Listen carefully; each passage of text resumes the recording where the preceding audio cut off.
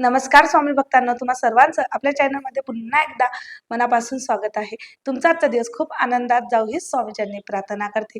आणि या पवित्र दिवशी महाशिवरात्रीच्या सर्वांना हार्दिक हार्दिक शुभेच्छा. श्री स्वामी समर्थ. जय जय स्वामी समर्थ. या पवित्र दिवशी तुम्हाला एक साधा आणि सोपा उपाय सांगणार आहे. जर तुमच्याकडून जर उपाय जमत नसेल, कुठली सेवा जर तुम्हाला जमत नसेल ना, तर हा एक उपाय आहे. अत्यंत प्रभावी असून अत्यंत प्रभावी आणि शक्तिशाली हा उपाय आहे.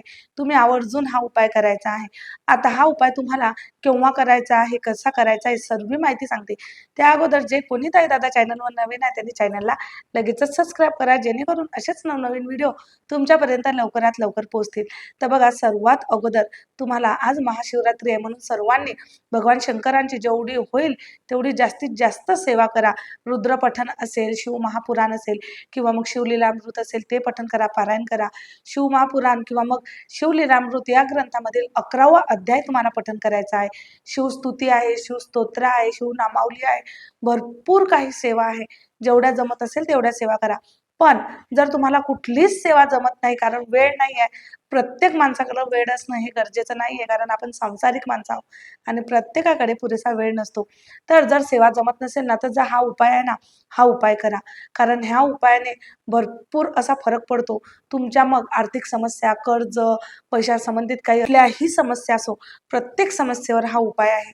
म्हणून हा उपाय तुम्हाला आवर्जून करायचा आहे. आता हा उपाय केव्हा करायचा? तर हा उपाय तुम्हाला संध्याकाळी 6च्या नंतर करायचा आहे. बेलाचं झाड तुम्हाला सर्वांना माहिती आहे आणि अतिशय प्रिय बेलाचं झाड भगवान शंकरांना आहे.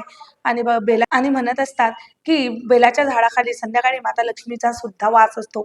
जर तुम्ही बेलाच्या झाडाखाली जर दिवा लावला ना, तर पैशासंबंधित ज्या काही अडचणी आहे त्या नक्कीच दूर होतात. यावर्षी तुमच्याकडे जेवढा पैसा आहे, पुढची महाशिवरात्री येईपर्यंत त्याच्यापेक्षा दुपटीने तुमच्याकडे पैसा असणार आहे. हे 100% खात्री देऊन मी तुम्हाला सांगते. हा उपाय करून बघा.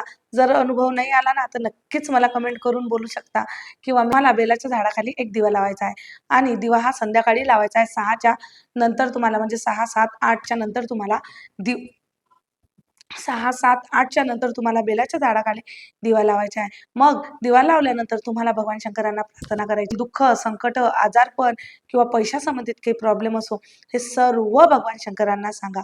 बघा, जसा जसा हा बेलाच्या झाडाखाली दिवा प्रकाश करेल ना, तसं तुमच्या आयुष्यामध्ये उजेड निर्माण होईल, तुमच्या आयुष्यामध्ये प्रकाश होईल आणि ज्या काही गोष्टी आतापर्यंत साध्य नव्हत्या त्या सर्व गोष्टी नक्की शक्य होणार आहे. तुमचं कुठला व्यवसाय बंद असेल, नोकरी संबंधित काही प्रॉब्लेम, सर्व दूर होणार आहे आणि तुमच्या सर्व इच्छा पूर्ण होणार आहे.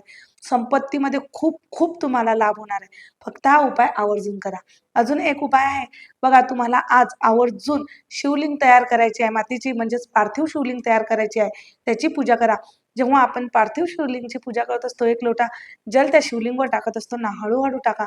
ओम नमः शिवाय, ओम नमः शिवाय, ओम नमः शिवाय, या पद्धतीत तुम्हाला मंत्र बोलायचा आहे. हळूहळू पाणी संपेपर्यंत लोट्यातलं तुम्हाला मंत्र बोलायचा आहे.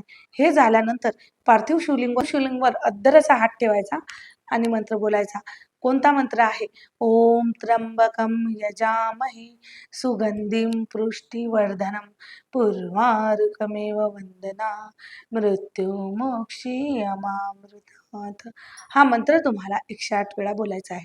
फक्त अगदी छोटीशी सेवा आहे, तुम्ही करा. आज खूप सेवा करायची आहे म्हणून आजच्या पुरतं एवढंच. झालेली सेवा स्वामी महाराजांच्या चरणी रुजू करते आणि इथेच थांबते.